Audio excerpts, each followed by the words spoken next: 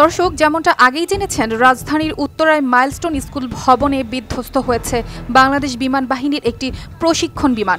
এই দুর্ঘটনায় এখন পর্যন্ত অর্ধ শতাধিক দগ্ধ হয়ে ভর্তি হয়েছেন জাতীয় বার্ন অ্যান্ড প্লাস্টিক সার্জারি ইনস্টিটিউটে। জানা গেছে এদের অধিকাংশই শিক্ষার্থী। নিহত এ পর্যন্ত 6 জন। এদিকে পাইলট তৌকিরকে নেওয়া হয়েছে লাইফ সাপোর্টে। 21 জুলাই সোমবার দুপুর 1টার দিকে F-7BGI বিমানটি স্কুল ভবনের ক্যান্টিনের ছাদে আছড়ে পড়ে।